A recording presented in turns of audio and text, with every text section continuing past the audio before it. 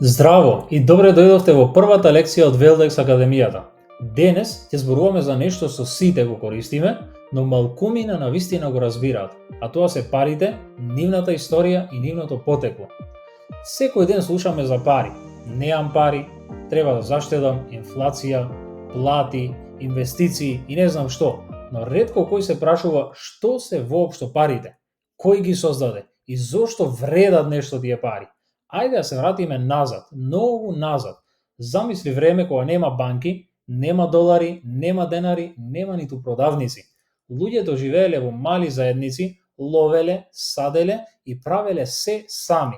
Ама набрзо сватиле дека е полесно да разменуваат работи. Ако јас имам повеќе јаболка, а ти имаш млеко, ќе направиме размена. И тоа е првата форма на трговија или бартер системот. Едноставно е, нели? И јас ти давам нешто од што ти имаш потреба, а ти ми даваш нешто што мене ми треба. Но многу брзо се појавува проблем. Ако јас сакам млеко, ама ти воопшто не сакаш јаболка, што ако јас имам нешто што никој не го сака во моментот? Тука почнува да се појавува потребата за универзална вредност. Нешто што сите ќе го прифаќаат без разлика на моменталните желби. Во различни времења и култури, луѓето користеле различни работи како пари. Во Африка школки, во Азија орис, во Европа се користеле сол и метали, во Америка тутун и кожа. Солта, например, била толку важна што од неја потекнува самиот збор salary или плата. Да, луѓето буквално биле плаќани во сол, но со текот на времето златото и среброто победиле.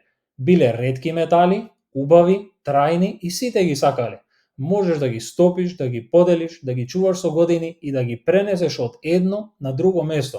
И така започнала ерата на металните пари. Првите вистински пари или монетите се појавиле пред околу 2600 години во Лидија или денешна Турција. Тие монети биле направени од природна смеса на злато и сребро и првпат државата ја гарантирала нивната вредност. Ако монетата има печат од кралот, тоа значи дека таа е вистинска и сите почнале да ја прифаќаат без никакви прашања. Ова бил гениален потек, затоа што вредноста станала прашање на доверба, а тоа е нешто што ќе го следи паричниот систем до ден денеска.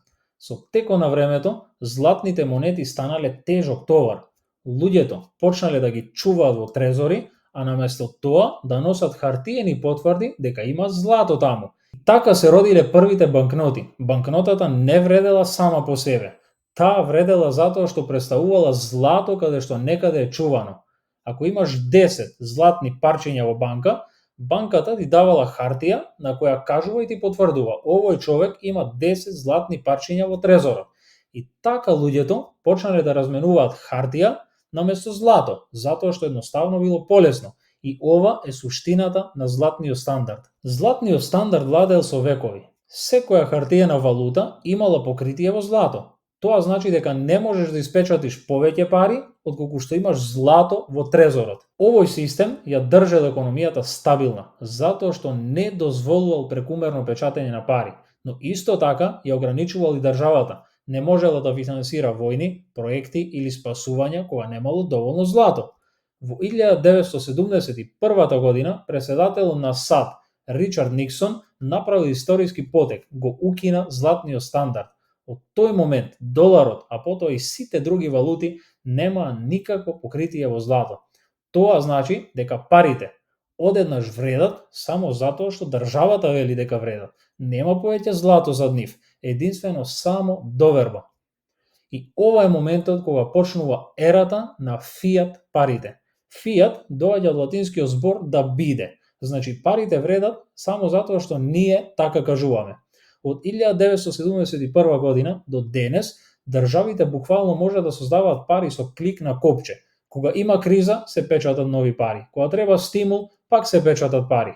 Но секој пат, кога се печатат пари без покритие, вредноста на постојаните пари се намалува. И тоа е инфлација, или невидлив данок кој го плаќа секој од нас. Се сеќавате колку чоколадо можеше да се купи со 50 денари пред 10 години? Може би 2-3. Денеска едва и можеш да купиш само една.